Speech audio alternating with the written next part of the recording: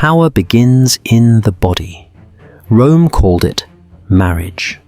The law called it legitimacy. But when a 50-year-old emperor took the hand of a 15-year-old girl, what they signed that day was not a vow. It was a ledger of power. Her name was Valeria Messalina. His was Claudius. He needed virtue to save a collapsing empire. She became the currency that bought Rome its illusion of purity. Every smile at that wedding was a line of debt, virtue on one side, silence on the other. And when the priests tied their hands together, it wasn't a blessing. It was the bookkeeping of morality. Rome believed it had found redemption, but in truth, it built a silk cage where desire and duty would sooner or later destroy each other. If you value the record over the myth, subscribe, because when the ledgers close, the bones still speak. The year is 41 CE. Rome stands at the edge of exhaustion. The corridors of the Palatine still smell of smoke and iron. The aftermath of Caligula's reign, 4 years of divine madness that drenched the empire in blood. Executions became spectacles. Senators were humiliated for sport. His wife was murdered beside him, their infant skull crushed against a wall. When the Praetorian Guard turned their swords on their emperor, they did not defend Rome. They restored their own survival. But once Caligula's body hit the marble, a new problem began. Who now wears the purple? The Senate hesitated, terrified to choose. The mob demanded leadership. And in that chaos, soldiers discovered a man hiding behind a curtain. Claudius, uncle of Caligula, the family's shame. 50 years old, limping, stammering, overlooked for a lifetime. A scholar among predators. They dragged him out, raised him up, and called him emperor. Not because he was feared, but because he was harmless.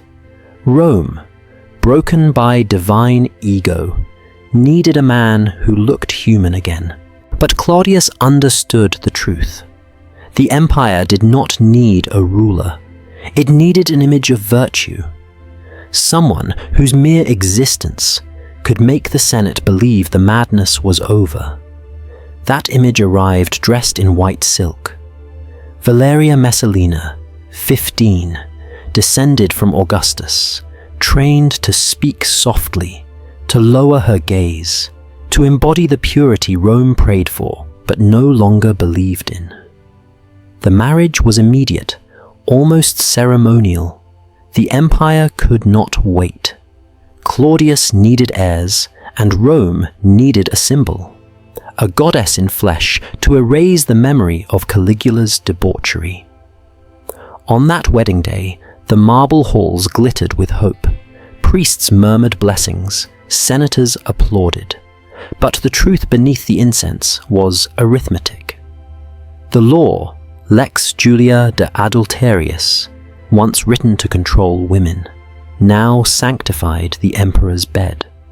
Her body became Rome's new foundation myth, purity as property, silence as proof of loyalty. Every aspect of the ceremony was engineered to restore illusion. Claudius, nervous and halting, plays the part of stability. Messalina, still a child, plays the part of salvation. Together, they are propaganda made flesh, a performance of morality for a city that no longer remembered what virtue was. Rome told itself the nightmare had ended. But, in the shadows of that palace, the system that destroyed Caligula was already rewriting itself. The empire was not healing. It was adapting. It had found a new way to disguise power, law as piety, obedience as faith. Messalina's silence was supposed to preserve the peace. Instead, it would become the empire's most dangerous weapon. Because beneath the silk and ceremony was a mind watching, learning how the machinery of control truly worked. And soon, she would test what happened when a symbol decided to act. For the first 2 years, everything looked perfect. Messalina became exactly what Rome needed her to be: silent, fertile, divine. A living symbol that the madness of Caligula had been washed away. She gave Claudius 2 children, Claudia Octavia and Britannicus, named after his conquest of Britain. To the Senate, they were proof that the gods still favored the empire. To the people, they were proof that stability had returned. After years of blood and spectacle, Rome could finally pretend to believe in virtue again. In public, Messalina was flawless. Her veil always lowered, her voice never raised, her gestures rehearsed to perfection. She attended ceremonies with serene composure, offered sacrifices to Vesta, the goddess of chastity, and sat beside Claudius like a marble statue carved for the empire's redemption. Everything about her was theatre. The empire had become addicted to appearances, and she, the teenage empress, was its most perfect illusion. Claudius played his part too. The scholar turned emperor threw himself into administration, building aqueducts, reforming the courts, expanding territory. He was the bureaucrat Rome wanted: logical, patient, stable. But behind every law he passed, there was fear. Fear that the Senate still saw him as a joke. Fear that his legitimacy depended entirely on the woman sitting beside him. Because Roman morality was never about truth. It was about control. The Lex Julia de Adulteriis, the law that punished female desire, was not a moral code but a political instrument. It didn't forbid lust. It forbade women from possessing it. For Roman men, honor meant freedom. For women, virtue meant ownership. A wife's fidelity was not a matter of love. It was a matter of property, inheritance, bloodline. Everybody in Rome was part of a system of accounting. The man as the writer of law, the woman as the page it was written on. Each vow, each rumor, each whisper that passed through the palace corridors was another silent transaction between fear and obedience. Rome's order rested on this: the illusion that morality could be seen, performed, measured. And so long as everyone believed the performance, the empire endured. Messalina learned quickly. In a world of actors, silence was not virtue. It was strategy. She studied how Claudius governed, how he used favors and decrees to bind men to him, how he rewarded loyalty, not out of trust, but out of terror. He was not a tyrant, but he was not free either. He was the empire's hostage, the model citizen enslaved by the very system he maintained. And she, watching him, began to understand something he never would. Power doesn't come from the law. It comes from knowing how people pretend to obey it. To Rome, Messalina was the perfect wife, but to herself, she was a question. If the empire's morality was a lie, what did that make her? The woman chosen to embody it. If her purity existed only to make others believe in virtue, was her corruption not already written into the script? She stood beside Claudius at banquets, golden platters gleaming, senators laughing through their teeth, poets praising chastity, while their hands brushed against the slaves pouring their wine. Rome's elites toasted virtue with mouths stained in decadence. From her seat, Messalina saw what few dared to say aloud. The difference between Caligula and Claudius was not morality, it was method. Caligula ruled by madness. Claudius ruled by law. But both governed through fear of exposure. The empire's new morality was nothing more than its old corruption, repackaged in legal language. And Messalina, the child bride dressed as purity itself, was learning to speak that language fluently. The Palatine Palace became a cathedral of hypocrisy. Behind its marble facades, senators traded secrets for survival. In the temples of Vesta, flames burned to symbolize Rome's chastity. But the real fire, the one that fueled the empire, burned in the appetites of men who preached virtue and practiced vice. Messalina began to understand the art of pretending. If all of Rome was a performance, then the one who could direct the stage, who could make others play their roles, held true power. And the first step was to master the illusion of stillness. To everyone else, she was modest, obedient. But in that obedience lay the cold precision of observation. She started to map the palace like a network. Which senator feared scandal? Which wife despised her husband? Which general owed a debt that could never be repaid? Rome's moral code depended on appearances, and she, more than anyone, knew how fragile they were. One rumor could destroy a man, one whisper could ruin a dynasty, and the one who controlled those whispers controlled Rome. Claudius, buried in administration, never saw it coming. To him, Messalina was still the child bride, the goddess of domestic virtue. But the stability he built, the laws, the courts, the rituals, all of it rested on fear. And fear is a currency that never sleeps. Messalina had watched her husband build a cage of order. Now she was learning how to use its keys. Rome glittered under the Mediterranean sun, but its brightness only revealed the rot beneath. Messalina moved through that light like a reflection, untouchable, adored, studied, but never known. She had become two people, the ideal wife the empire worshipped, and the quiet observer learning to weaponize its hypocrisy. Rumors began to stir. She's more powerful than people think. She can make senators fall silent with a single glance. And behind those whispers lay the first tremor of something Rome had never imagined. What happens when the symbol of virtue stops pretending? What happens when the empire's mirror begins to show the truth? Rome divides its women into two kinds. The matrona, the wife, the guardian of the home, the keeper of virtue. And the meretrix, the courtesan, the performer, the vessel of pleasure. One lives in the atrium, raising heirs, preserving family honor. The other in the lupanar, the brothel, where men shed their togas and their conscience alike.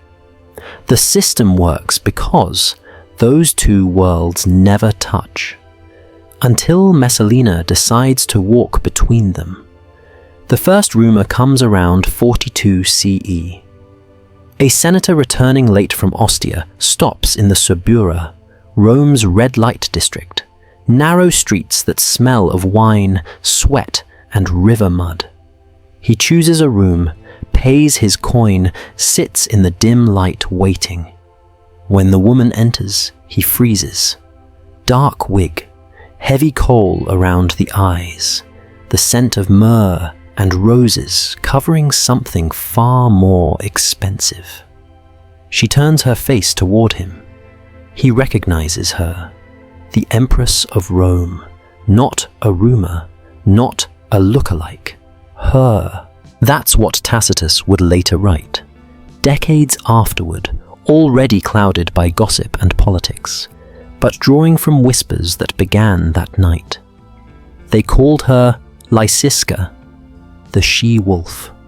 She came not for money, but for power, the kind that hides in darkness, the kind that feeds on fear. Think about the psychology. Every client who didn't recognize her became an unwitting accomplice.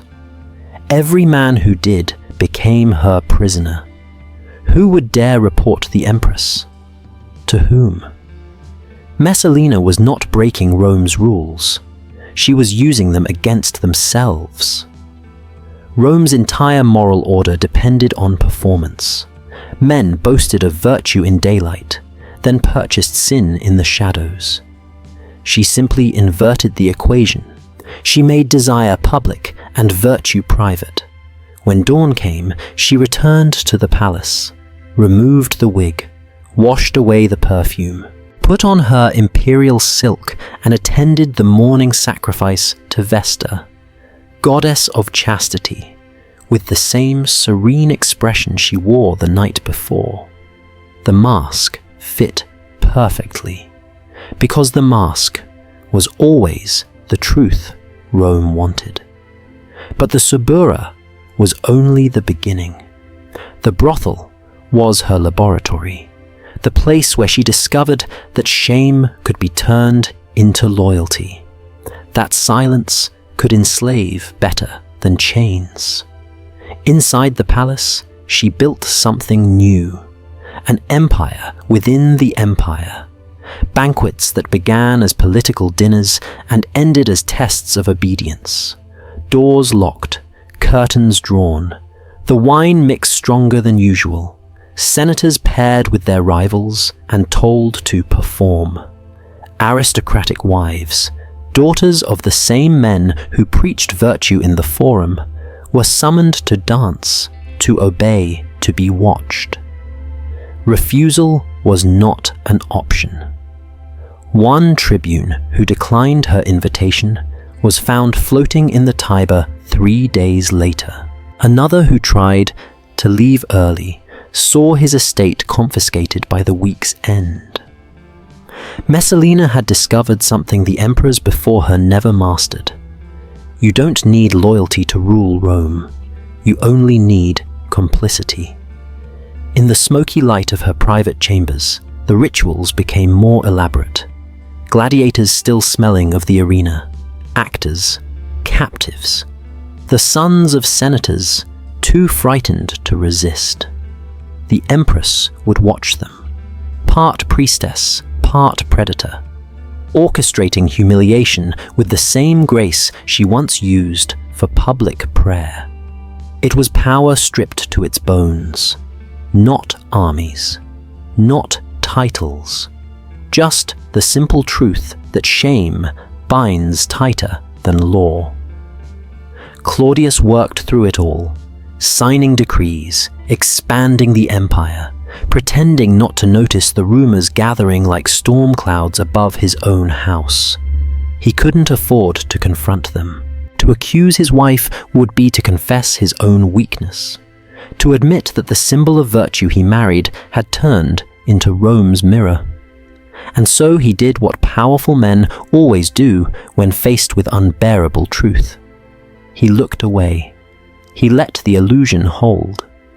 Because sometimes, order survives only when you refuse to see what sustains it. Meanwhile, the whispers spread. Messalina's games became legend, part gossip, part warning. There was talk of a contest between her and a famous courtesan named Scylla to see who could outlast more partners in a single night. Pliny the Elder would later record it like an eclipse, clinical, fascinated, horrified. Whether true or not no longer mattered. The story itself was power, because in Rome, myth and rumor were the empire's second language, and Messalina spoke it fluently. She had become both sinner and symbol, scandal and scripture.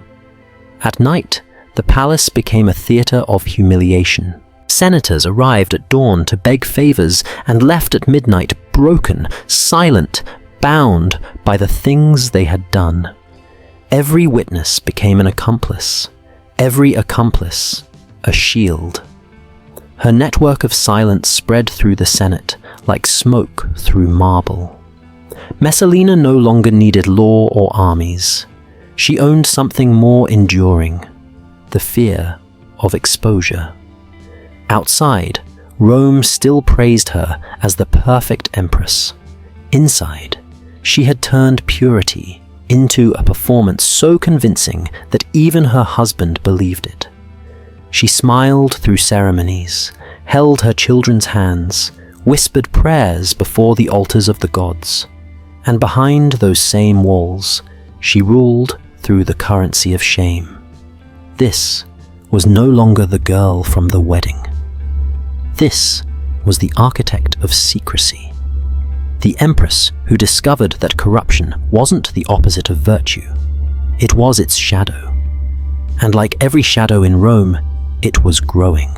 Every empire perfects its cruelty through repetition. Rome turned it into ritual.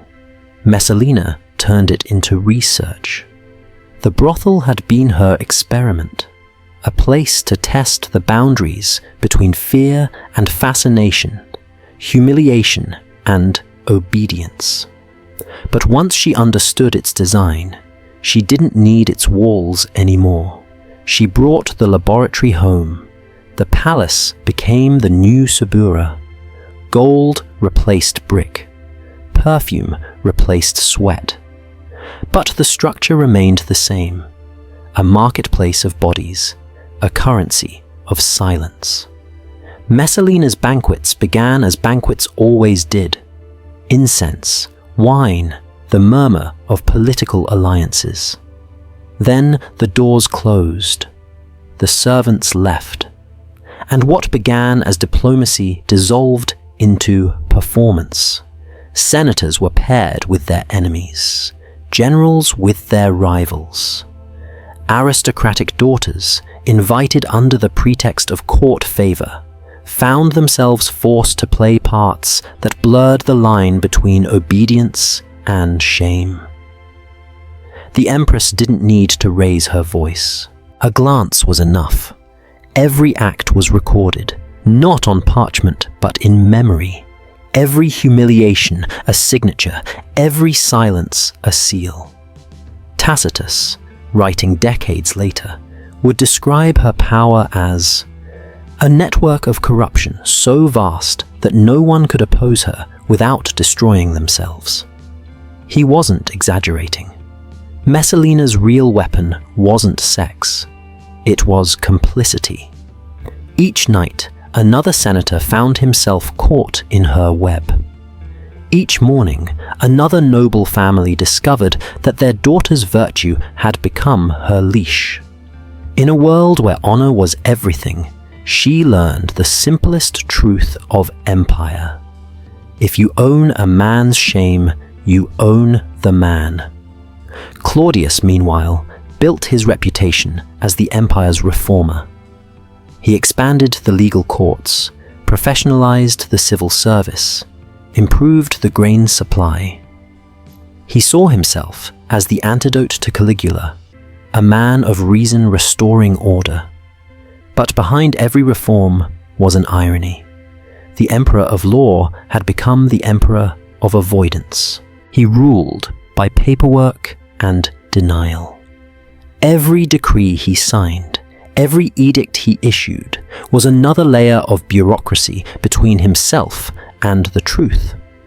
Because to acknowledge what his wife was doing meant admitting that Rome's purity, the very foundation of his legitimacy, was a lie. And that was something even an emperor could not survive. Inside the palace, the rules of power were being rewritten.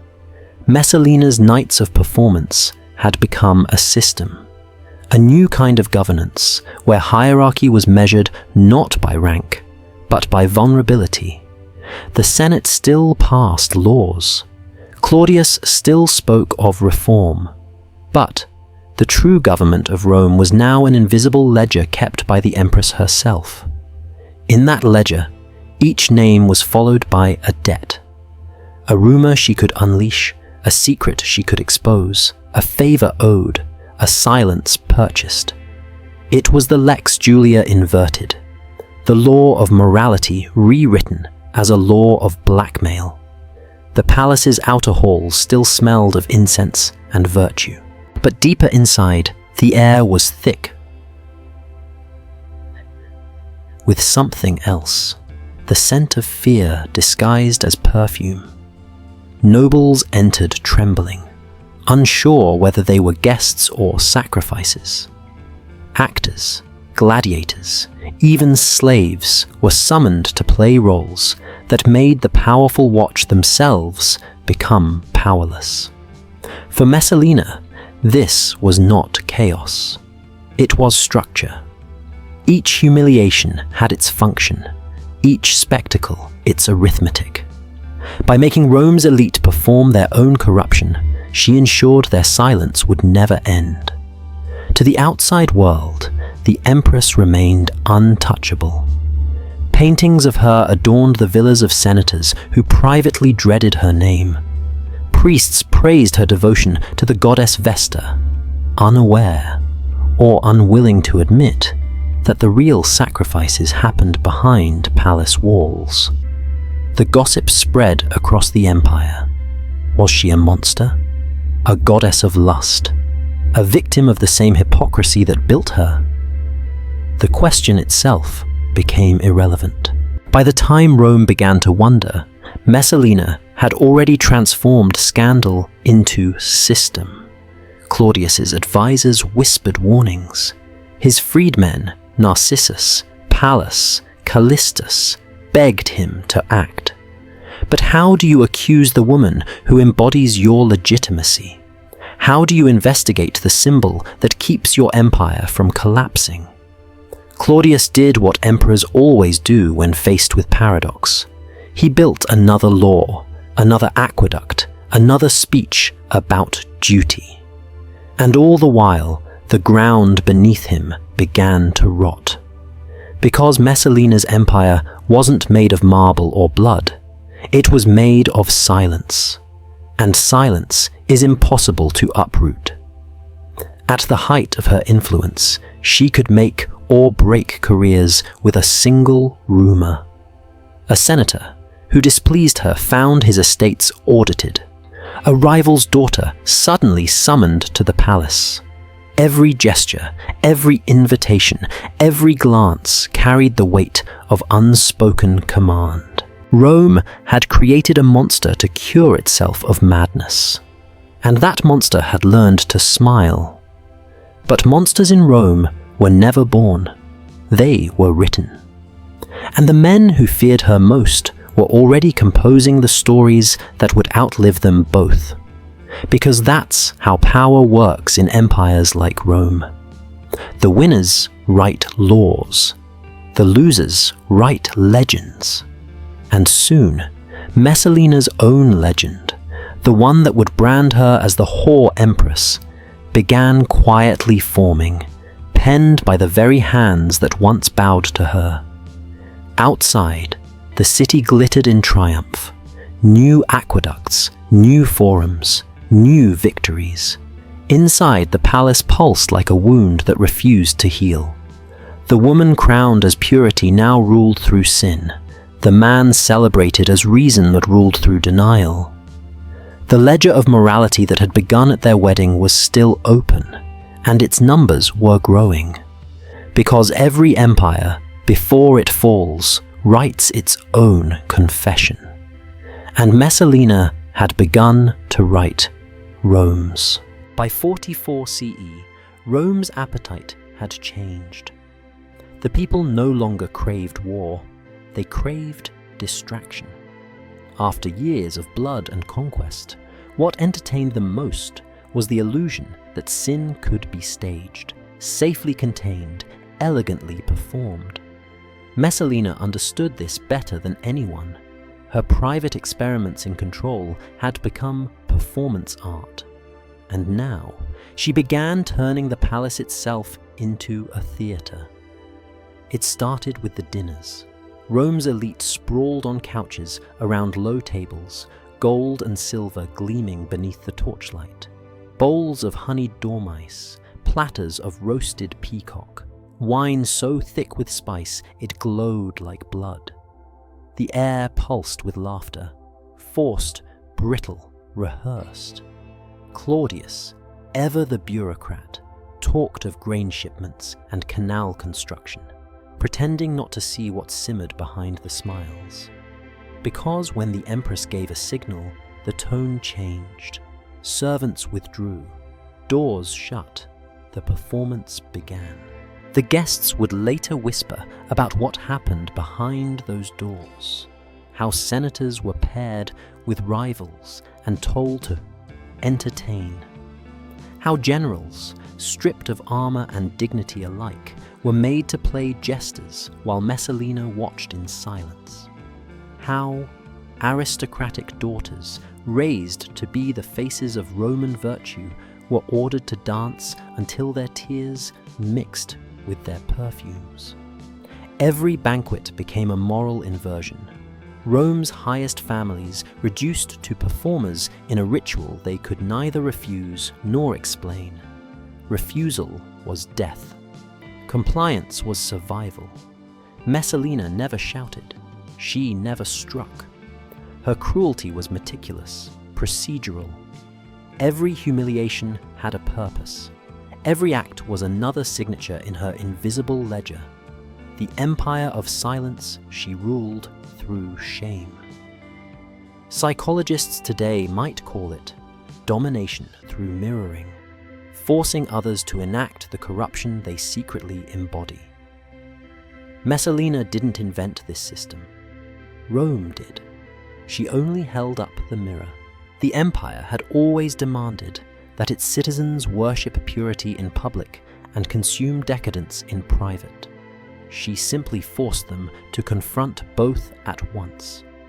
The Empress became both goddess and witness, an audience of one presiding over the destruction of pretense. When senators wept, she smiled faintly. When noble women obeyed, she offered wine. It wasn't pleasure she sought. It was proof. Proof that virtue was a costume, that power could rewrite morality without anyone daring to protest. Claudius knew, of course. He couldn't not know. The gossip traveled through every corridor of the Palatine, but he told himself it was exaggeration, slander from jealous courtiers, invention from Rome's cruel imagination. Because the alternative was unthinkable, that the same empire which had crowned him as savior was quietly decomposing beneath his roof. So, he worked harder. He built aqueducts. He wrote decrees. He pretended that water and law could cleanse what silence and shame had already corroded. It is a pattern as old as empire itself, the administrator building monuments to order while the court drowns in rot. Tacitus would later describe these years with a kind of fascinated horror. Rome was alive with whispers, but dead in spirit. And that's what these banquets were, not parties, but funerals for the Republic's old soul. The guests knew the rules. They laughed when they were meant to. They flattered when they were commanded to. They left at dawn, pale and silent, their reputations intact, but their dignity buried. No law compelled them to attend. No decree forced them to perform. They returned again and again because the system had already broken them. The Empress only revealed it. Some nights, the spectacles turned darker. Messalina summoned gladiators straight from the arena, their skin still marked by sand and blood. Actors from the theatre were brought in to blur the line between performance and punishment. Foreign captives, barely more than children, were forced to play roles scripted by fear. Those who watched were complicit. Those who participated were enslaved. And in both cases, the outcome was the same: silence. Rome's political elite no longer ruled through law. They ruled through what they were willing to hide. Messalina had turned them into a mirror of herself, half worshipped, half condemned, entirely trapped. Outside the palace, the temples to Vesta burned brighter than ever. Priests recited oaths of purity. Coins were minted with the faces of Claudius and Messalina, the emperor and his virtuous wife. The empire's propaganda machine worked overtime, flooding the streets with the image of stability.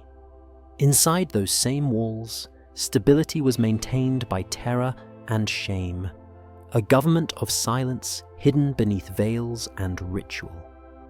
The contradiction was total. Rome's moral system no longer opposed corruption, it required it. The spectacle of purity demanded the machinery of sin.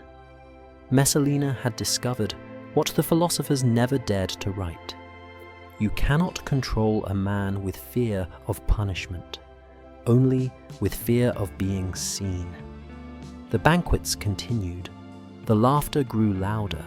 The silence afterward grew heavier. By now, senators spoke her name only in private, and only with caution. Because in Rome, to acknowledge evil too clearly was to become part of it. And every man in that palace already was. Messalina had achieved what no general ever could. She had conquered Rome without ever drawing a sword. But power is an appetite that never stays still. And in a city that lives by spectacle, the line between ritual and rebellion is paper thin. Soon, the Empress would cross it, not by accident, but by design. Because once you've learned to control shame, the next step is to see if you can control the law itself. By 45 CE, Rome whispered her name as both curse and fascination. Every senator, every wife, every slave in the palace knew the rumors, the feasts that turned to theater, the law rewritten as desire, and yet no one could look away. Because Messalina had done something Rome thought impossible. She had made sin respectable. The story of her contest begins, as all Roman myths do, somewhere between truth and accusation. Pliny the Elder, writing with scientific precision, swore it happened. A competition between the empress and a courtesan named Sylla to see who could outlast the other in a single night. 25 men, 24 for Sylla, 25 for Messalina. And when dawn broke, the empress simply smiled and asked, "Is there no one left?" Was it true? Maybe not, but that was never the point. What mattered was what the story revealed, or rather, what Rome needed it to reveal. To accuse her of excess was to cleanse itself of guilt. To call her a monster was to forget that the system had made her one. Rome had built an altar to chastity, and then demanded that its women bleed upon it. Messalina refused. She turned that altar into a stage, and made the gods watch. The contest became legend, because it captured something that words could not. The horror of a woman who refused to play the victim. Rome could forgive cruelty. It could forgive madness. But a woman who enjoyed her own power, that was unforgivable. Tacitus, Juvenal, Suetonius, they all wrote the same story in different keys. The empress as predator, the courtesan as mirror, the empire as audience. They condemned her for indulgence, but what they feared was recognition. Because Messalina was not defying Rome's morality, she was revealing it. Every empire invents rituals to hide its contradictions. Messalina turned those rituals inside out. The banquets of humiliation became her religion, the body, her scripture. Where the law called for modesty, she performed desire. Where senators demanded chastity, she demanded participation. It wasn't about pleasure, it was about sovereignty. The right to act without permission in a world built entirely on permission. In that sense, her contest was political theatre. A declaration that the empire's moral economy, this fragile balance of virtue and vice, no longer worked. She was showing Rome its true god, appetite. Imagine the scene as Pliny describes it. Not the pornography of numbers, but the architecture of control. The palace heavy with torchlight. The audience not of men, but of silence. Each participant another name written into her secret ledger. Each witness another fragment of the system that could no longer deny what it was. By morning, when she walked out to meet the dawn, she had conquered more than rumor. She had conquered the gaze. Rome could look at her, lust, condemn, gossip, but it could no longer unsee her. She had become an emblem of the forbidden logic that kept the empire alive. That power was not about restraint, but endurance. Meanwhile, Claudius pretended the world was still rational. He passed decrees on aqueducts, citizenship, and grain tariffs, believing that the machinery of law could hold back the tide. He hosted public games to remind the people of Rome's strength, as if spectacle could drown whispers. But the whispers had already become Rome's bloodstream. His empire was now ruled by shadows, by who had seen what, who had said nothing, who owed silence to whom. And every silence led back to her. It is easy, centuries later, to call her depraved. Easier still to forget what she had endured. Married at 15, displayed as purity incarnate, told her value lay only in obedience, then punished for learning obedience too well, for using it as weapon rather than virtue. Messalina's so-called perversions were not rebellion against Rome's system, they were its logical conclusion. She had simply stopped pretending that control was noble, and that, to Rome, was the greatest obscenity. By now, her influence stretched beyond the palace. Every senator feared her, every household whispered her name with both disgust and fascination. To defy her was suicide. To please her was captivity. And yet, they all kept coming when she called. Because power, once eroticized, becomes impossible to resist. But all empires that live by spectacle must end with exposure. Messalina had made humiliation her currency, but currency always devalues with overuse. The stories of her banquets and contests spread faster than she could control. And in a city addicted to scandal, even an empress could run out of awe. The legend she had built was starting to consume her. Every rumor amplified, every exaggeration believed, every silence broken a little too soon. The mirror she had turned toward Rome was beginning to turn back toward her. Soon, her empire of secrecy would face its reckoning, not in the darkness of a brothel, but in broad daylight, before witnesses, with a wedding veil instead of a crown. Because when desire and law finally collide, only one survives. And in Messalina's Rome, the law was already trembling. Autumn 48 CE. Claudius is away from Rome, inspecting the grain supply at Ostia, the empire's lifeline. Without those ships from Egypt, the city starves. The emperor believes he is preserving order. But back in the capital, Messalina is preparing to unmake it. No one knows exactly when she first met Gaius Silius. Consul designate, handsome, brilliant, everything Claudius was not.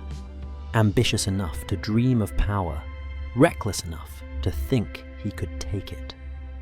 Their affair begins like any other secret in Rome, whispered, veiled, half denied.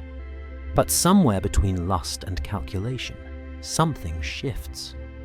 The empress, who has spent years turning private sin into public obedience, decides to reverse the equation. If the empire itself is built on illusion, she will make the illusion real. She will act as if her husband, the emperor, no longer exists.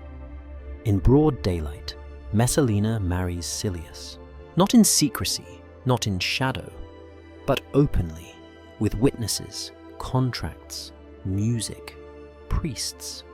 A full Roman wedding, complete with omens, garlands, and dowry. The chroniclers struggle to describe it. Even Tacitus sounds stunned. The ceremony took place as if Claudius were dead. Rome, for a moment, stands still. What was it? Madness? A coup? A ritual gone too far? The sources disagree, but the effect is undeniable. In a city where appearances are law, this is treason performed as theatre. Some said Silius convinced her that Claudius's death was imminent, that the Praetorian Guard would support them. Others claimed it was pure delirium, that Messalina, intoxicated by years of impunity, had forgotten the difference between act and reality. But maybe the truth was simpler. Maybe she just wanted to prove that she could do it, that power was hers to use, that the law itself would not dare to stop her. The wedding was extravagant, even by Roman standards. Guests wore togas of purple, a color reserved for emperors. Musicians played, vows were exchanged. Messalina's hand rested in Silius's as if Rome itself had chosen a new ruler. Every senator in attendance understood the danger, but none dared to intervene. They had seen what happened to those who defied her. Better to watch in silence and pretend this was only another performance. A jest, a farce, a dream. Because in Messalina's Rome, the difference between spectacle and sacrilege no longer existed. Outside the palace, the rumors spread faster than the wind. The empress had remarried. The emperor still lived. And the gods, it seemed, had gone silent. Narcissus, Claudius's most trusted freedman, heard the news first. He didn't believe it. He couldn't. He ordered more reports. Each one confirmed the same impossible fact. The marriage had been witnessed, the contract signed, the vows legal. He pictured Claudius, the timid scholar, bent over ledgers in Ostia, surrounded by paperwork, utterly unaware that his wife had, in every sense, replaced him. Tacitus writes, he was told as he reviewed the grain ledgers. Imagine that moment, an emperor with ink-stained fingers, learning that his empire has crowned another man, through marriage, not war. Claudius froze. Then something inside him broke. He didn't shout. He didn't weep. He simply closed the ledger. The same hands that once wrote decrees for mercy now signed orders for death. For 10 years, he had built Rome's image on stability, virtue, and law. Now that image had been obliterated, not by invasion, but by the woman who was supposed to embody its purity. The system that crowned her as symbol had finally been destroyed by its own creation. Messalina's marriage was not madness. It was prophecy. The final proof that the empire's morality was theatre, and that even its gods were actors. When Claudius returned to Rome, he did not come alone. Behind him marched the Praetorian Guard, the same men who had once dragged him from behind a curtain and called him emperor. Now they came to drag his wife from her garden. Messalina did not flee. She did not hide. She sat in the gardens of Lucullus, the same gardens where she had once staged her banquets, surrounded by imported trees and fountains that never stopped flowing. Her mother begged her to run. She didn't move. Some say she tried to write a plea for mercy. Others say she only stared at the horizon, unable to believe that the performance was over. By evening, the soldiers arrived. They found her kneeling. She reached for a dagger. Someone's, anyone's. Her hand shook. She couldn't do it. A tribune stepped forward. His name was never recorded, but his action was. He drove the blade home. Valeria Messalina, Empress of Rome, died at 25 years old on the same grass where she had made senators bow. Claudius ordered damnatio memoriae, the damnation of memory. Her statues were smashed, her name chiseled from inscriptions, official histories rewritten as if she never existed. But memory, like rumor, has its own survival instinct. You can destroy the body, you can erase the name, but you cannot erase what Rome became because of her. Messalina's story did not end with her death.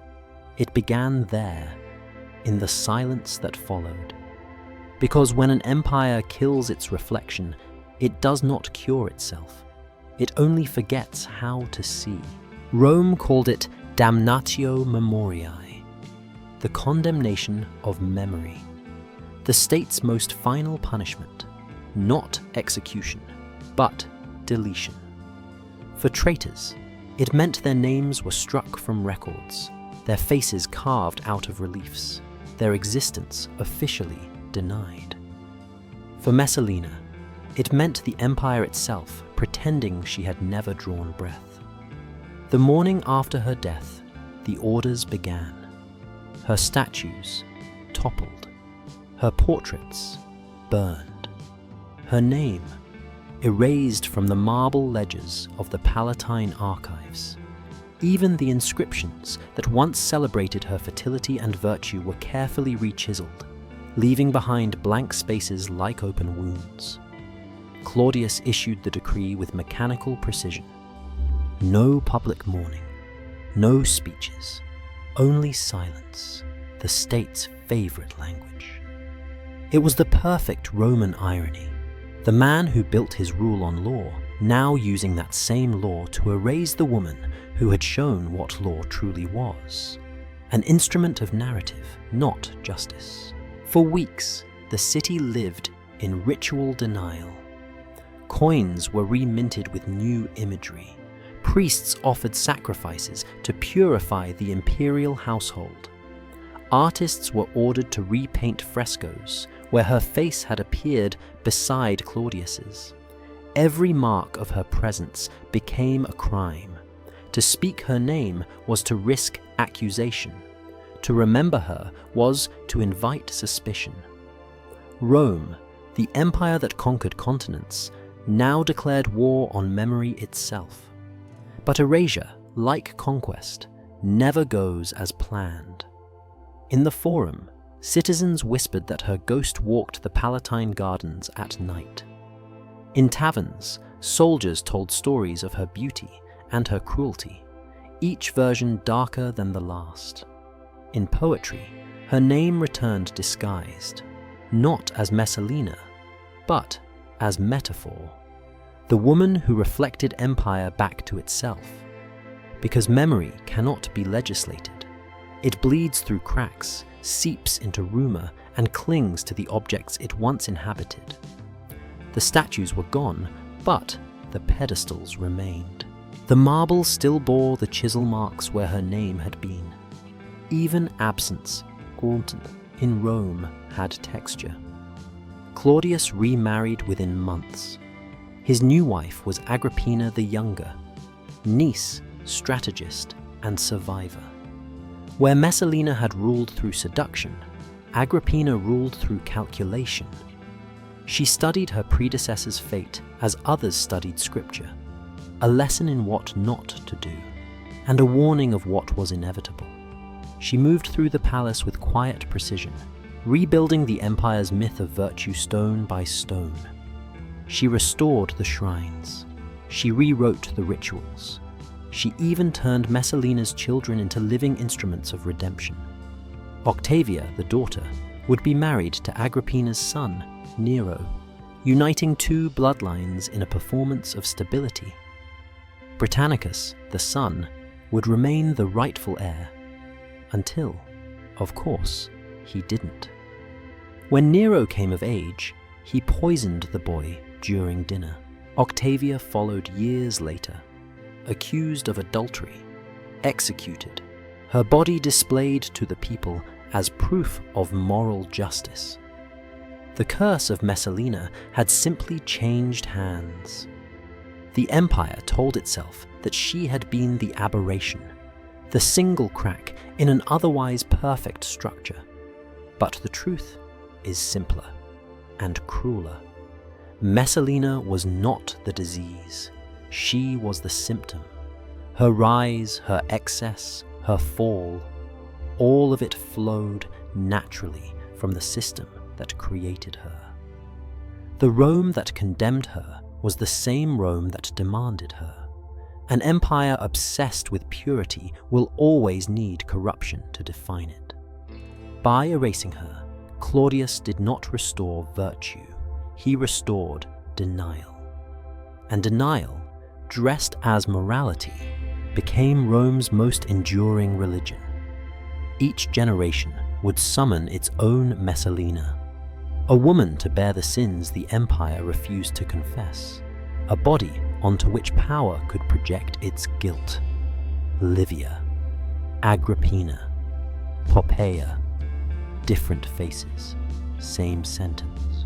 When the empire finally collapsed, the ruins of the Palatine still whispered her name, not as a monster, not as a martyr, but as a question. Can a civilization survive if it kills what it cannot forgive? Centuries later, archaeologists digging through the Palatine soil found fragments of marble inscribed with half letters. Salina. A few lines from an imperial edict survived, scratched out but still legible. Let her name be forgotten. Let her life be unspoken. The chisel had done its work, but not well enough, because the moment you command history to forget, you guarantee that someone, somewhere, will start remembering. Damnatio Memoriae was meant to erase her. Instead, it immortalized her. The woman Rome tried hardest to bury became the story it could never stop retelling. In whispers, in warnings, in art, in every empire that followed. Because every power that worships order will eventually meet its Messalina. The one who turns its laws into mirrors, its virtue into theatre, its silence into confession. And when that day comes, they will try to erase her too. They will fail. Rome invented many things: law, empire, concrete, the calendar of conquest. But its most dangerous invention was forgetting on purpose. Damnatio Memoriae wasn't just punishment, it was theology. The belief that if a name disappears, so does guilt. It was the empire's way of keeping its hands clean while its marble still smelled of blood. To understand it, you have to understand Rome's obsession with form. Everything, from murder to marriage, had a ritual, a gesture, a phrase that made it legal. If a thing had form, it had meaning. If it had no form, it didn't exist. That's why erasure was so seductive. You didn't need to undo the crime. You only needed to destroy its outline. For a civilization built on archives, destroying the record was the ultimate magic trick. History became an extension of law, and law became an act of amnesia. But there's a flaw in that logic, because memory, unlike marble, doesn't obey. It leaks. It festers. It becomes rumor, myth, and finally, legend. The more Rome tried to forget, the more its ghosts multiplied. Each erasure left a scar, and every scar became an object of fascination. Even centuries later, readers of Tacitus weren't just studying history. They were tracing the shape of what had been carved out. Absence became evidence. Damnatio memoriae is often described as erasure, but that's not quite right. It was curation, selective forgetting. The empire never wanted silence. It wanted narrative control. It didn't erase to conceal. It erased to define what could still be spoken. To destroy a name was to declare which names were safe to remember. To delete one woman was to remind every other that survival depended on obedience. Messalina's execution was not the end of corruption.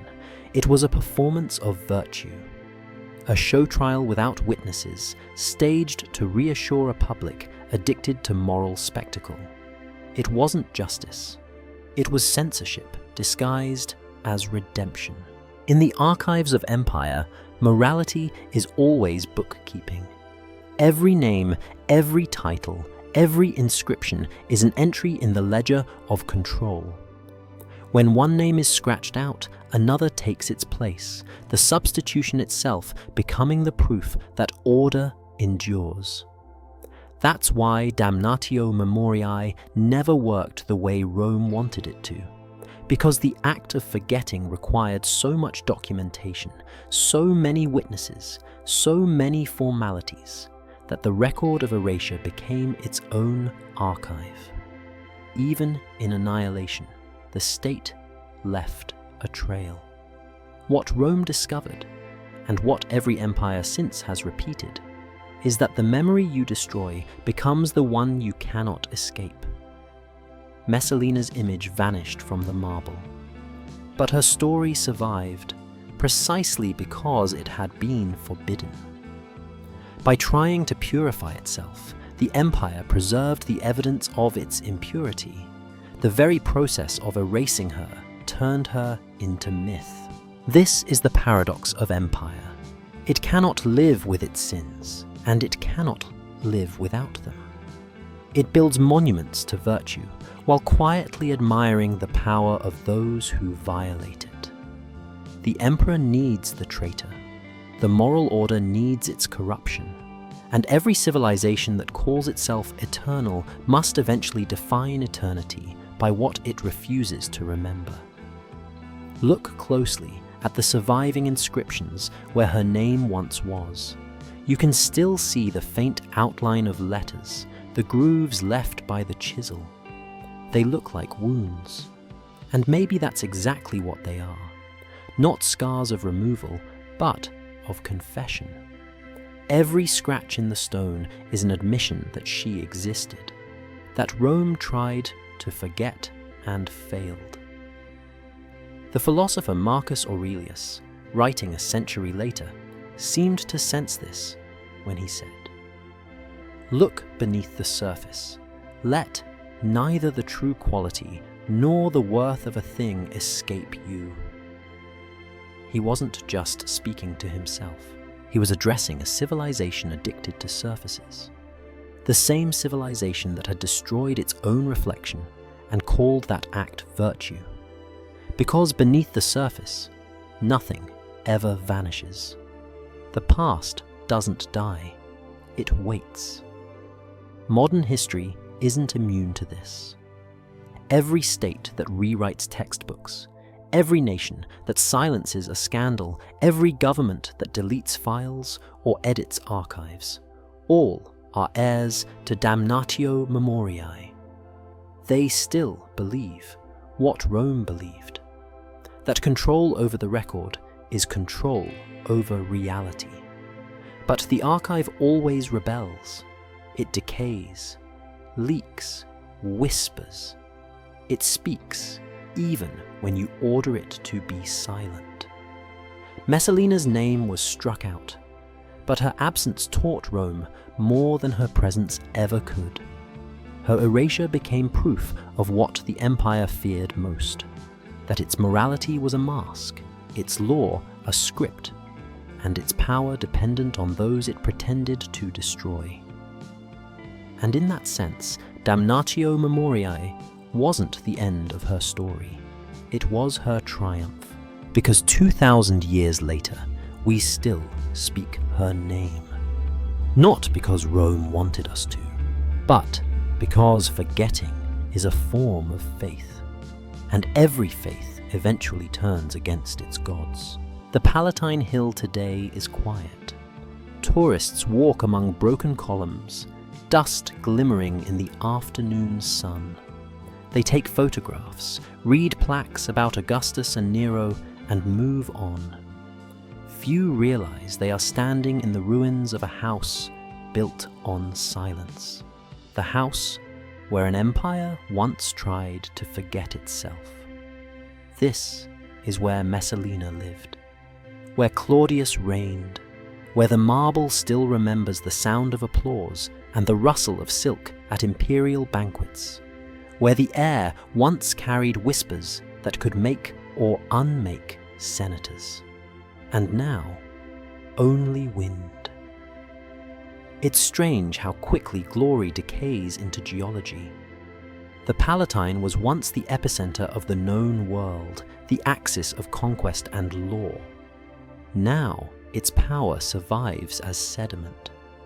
The same stones that bore witness to emperors' vows now cradle the roots of cypress trees. When archaeologists dig here, they find fragments of everyday life: a broken hairpin, a child's toy, a mosaic tile stained with wine. Tiny things, but each one heavier than history itself, because these fragments are the only parts of empire that never lied. The guidebooks will tell you that this was the Domus Transitoria, the House of Passage, built to link palaces. But the irony runs deeper. The Palatine was always a passage, between worship and decay, between virtue and theatre, between what Rome said it was and what it actually became. Every empire builds its Palatine, a place where its myths live longer than its morality. Stand near the broken fountains. You can almost hear it, the echo of laughter that wasn't joy, applause that wasn't approval, the ghosts of banquets that never ended. Imagine the scene: the marble floors slick with perfume, the torches reflected in bronze dishes, the senators reclining, their faces glowing in the light of the empire they could no longer control. And at the center, a woman, young, dangerous, and aware, smiling as the performance unfolds around her. Messalina's body may have vanished, but her script remained. Every empire since has rehearsed it. The story of the woman turned symbol. The symbol turned threat. The threat turned silence. The ruins themselves feel complicit. They still carry the geometry of power, the symmetry, the control, the illusion of permanence. Walk through the archways, and you can sense what Rome wanted to believe. That structure could contain chaos, that law could sanctify cruelty, that memory could be rewritten like marble inscriptions. But nature never signed that contract. The rain kept falling, the roots kept pushing through the cracks. And over time, the empire that conquered the world was conquered by its own soil. Visitors come and go, taking selfies against the backdrop of history's most famous collapse. They smile without realizing that the ground beneath them once absorbed blood and perfume in equal measure. They speak of Rome's greatness, not its guilt, because guilt is harder to photograph. And yet, that's what these stones remember. Not the glory, but the price. Every empire leaves behind architecture to distract from its conscience. But architecture, like conscience, eventually crumbles into confession. Some nights, under the orange streetlights of modern Rome, the Palatine looks alive again. Shadows stretch across the ruins like broken columns of memory. Wind moves through the grass like a whisper trying to finish a sentence. And if you stand still long enough, the silence starts to sound like language. A kind of archaeological heartbeat, soft, steady, refusing to die. You realize the ruins are not remains. They are resistance. Every wall that still stands is proof that history never obeyed its destroyers. The empire ordered silence. The stones refused. Messalina's name is nowhere here, but her presence lingers. Not as a ghost, but as a question etched into the architecture. What is the difference between virtue and performance when both require an audience? Rome never answered that question. It built more temples instead. It kept pretending that civilization could be built on purity, even as it fed on the corruption that purity required. But the stones remember. They have seen enough to know that morality, like marble, always cracks from within. Walk away from the Palatine, down toward the Forum, and you can still see the line of sight between the Senate House and the ruins of the Imperial Palace. It's a straight line, geometry that once symbolized Rome's divine order. Now, it looks like a wound. The empire that tried to erase one woman ended up immortalizing its own failure to understand her. Not because she was innocent, not because she was evil, but because she was honest about what the empire was. And honesty, in Rome, was the one crime no one could survive. Every empire keeps a ledger. Rome wrote it in marble and blood. We write it in data and debt. But the logic is the same. The accounting of virtue. Who owes purity, who pays for order, and who profits from silence. The ledger begins with ideals and ends with bodies. Always. Messalina's story wasn't just a scandal, it was an audit. She forced Rome to confront the cost of its own image, an empire that needed to see itself as moral while surviving entirely on corruption. Her life was the equation no one wanted to solve. How do you sustain virtue when the machinery of power depends on vice? Claudius answered it the way every ruler does. He didn't. He built roads, aqueducts, reforms, systems of appearance. He confused governance with accounting, morality with arithmetic. And in doing so, he turned the empire into a balance sheet of hypocrisy. The Roman moral system was never about good or evil. It was about credit.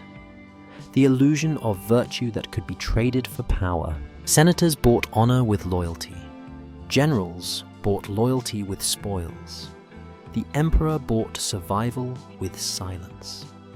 And when the numbers didn't add up, Rome invented new rituals, games, sacrifices, marriages to rebalance the illusion. Every scandal was a transaction. Every execution an expense. Every woman destroyed for virtue's sake was the empire's down payment on its own myth. Messalina simply stopped pretending the ledger was sacred. She read it aloud. She turned morality into theater, virtue into transaction and shame into power. She used the same logic the Senate had used for centuries, only inverted it. Where Rome said purity preserves order, she proved exposure controls it. Where Claudius ruled through law, she ruled through silence. The two of them weren't opposites. They were opposite columns in the same book. The empire called it sin, but what it really saw was reflection. Messalina didn't invent corruption. She personalized it. She made it visible. And visibility, in a world built on denial, is the one unforgivable act. That's why she had to be erased. Not because she was monstrous, but because she made the monster recognizable. Empires, ancient or modern, cannot exist without moral bookkeeping. They rely on citizens who believe that their compliance is virtue, that the law is neutral, that suffering is proof of order. It's an old trick with new tools. In Rome, morality was carved into stone. Today, it's coded into systems, policies, algorithms. But the function remains identical: to record obedience and erase guilt. We still measure innocence by paperwork. We still call the ledger justice. Every government that wages war in the name of peace, every corporation that markets exploitation as empowerment, every nation that praises virtue while profiting from silence, all of them are Rome with better branding. We no longer crucify rebels. We simply delete them. We no longer chisel out names. We deplatform, redact, rewrite. The method has changed. The philosophy hasn't. Because damnatio memoriae never ended. It just moved online.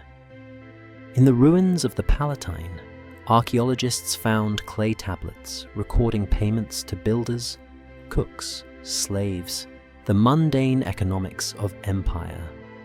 But there's no tablet for what those people believed, no record of what they whispered after dark. History never preserves the cost of obedience, only the receipts of power. And that's the true cruelty of the moral ledger. It pretends to balance the scales, but it always counts the same direction, up the hierarchy. Sin flows downward. Forgiveness flows up. Messalina's life and death exposed the falseness of that flow. She made the empire pay attention to its own accounting, and for that, she was removed from the record. But the balance never closed. The numbers never settled.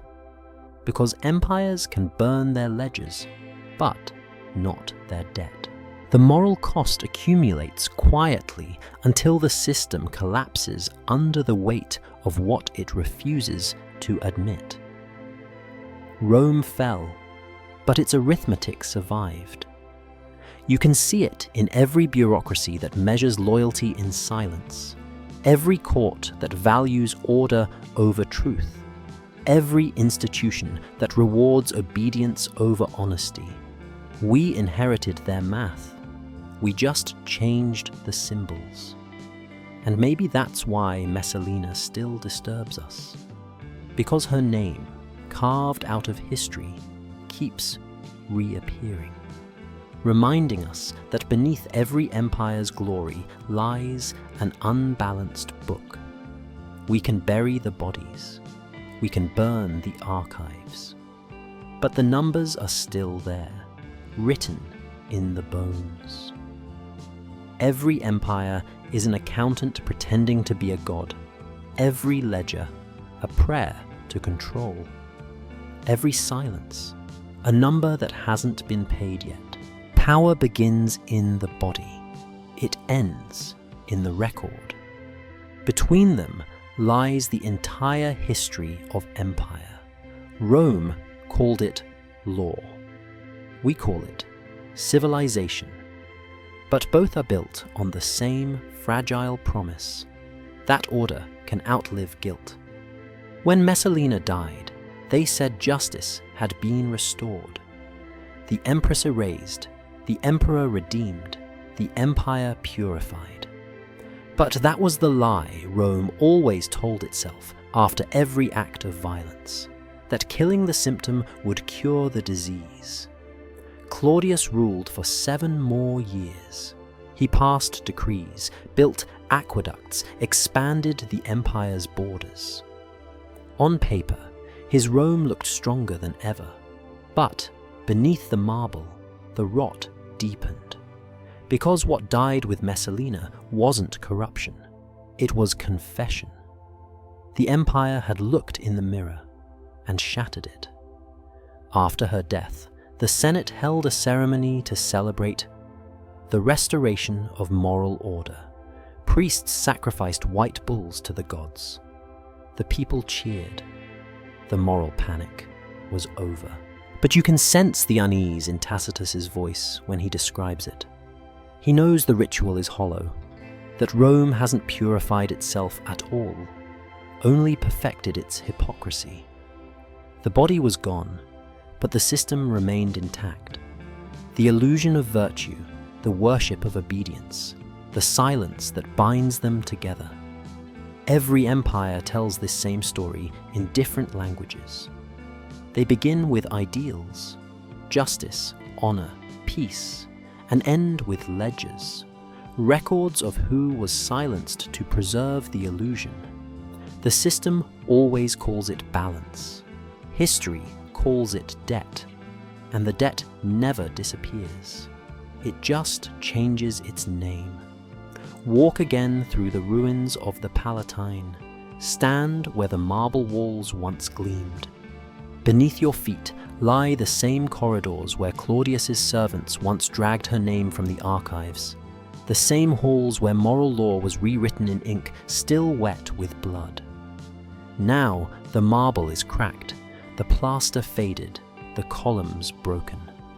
But the silence feels familiar, because this is what power sounds like after it's finished speaking. Look closer at the stones.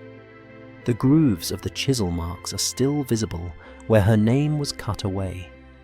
You can slide your fingers through them and feel the tremor of the hand that struck. Even erasure leaves a texture. That's the irony of damnatio memoriae. The more you try to erase, the clearer the outline becomes. Rome didn't erase Messalina. It immortalized the act of erasing her. And in that act, in that desperate need to forget, you can hear the truth the empire could never say aloud. That its stability was a performance, its virtue a contract, its morality a mask too heavy to remove. History records the names of the builders, the generals, the emperors. But it is the erased who define its conscience, because the erased are the proof that morality was never universal, only selective. Messalina's death was supposed to close the ledger. Instead, it reopened it. Every empire since has tried to write its own version of balance, to prove that progress is redemption, but progress is just the arithmetic of forgetting. You can hear it in the speeches of politicians who say, "We've moved on." You can see it in institutions that apologize without changing. You can feel it in the quiet comfort of civilizations that inherit power but not memory. The ledger never really closes. It just waits for the next hand to pick up the pen. 2,000 years after her death, her story still circulates, distorted, embellished, reinterpreted. In one version, she is a monster. In another, a martyr. Both are wrong. Both are true. because Messalina wasn't the end of Rome's morality. She was its mirror, the reflection the empire couldn't bear to recognize. That purity and corruption were never opposites, only partners in performance. That's why her name, forbidden for centuries, still returns. Because every empire that builds itself on virtue eventually discovers what Rome did. That virtue is only power that hasn't yet been tested. The camera pans out now. The ruins of the Palatine shrink beneath the sky. Tourists fade into dust motes. The marble glows gold in the setting sun. Somewhere, the faint sound of wind moves through the arches like a breath, not of ghosts but of unfinished sentences. And in that wind, if you listen carefully, you can almost hear it. Power begins in the body. Law records the ledger, but the bones always speak. History doesn't bury its truth, it recycles it. Every erased name becomes a warning to the next civilization that believes its morality is permanent. Every silence becomes an echo. Every empire thinks it is the last. And when its ledger finally closes, when the ink dries, the monuments crack, and the gods fall silent, what remains are the same questions Rome left us. Who paid for the illusion of virtue? Who profited from the performance of purity? And how long can any empire pretend its morality was free? Because when the ledger closes, it's never the marble that speaks first. It's the bones, completed,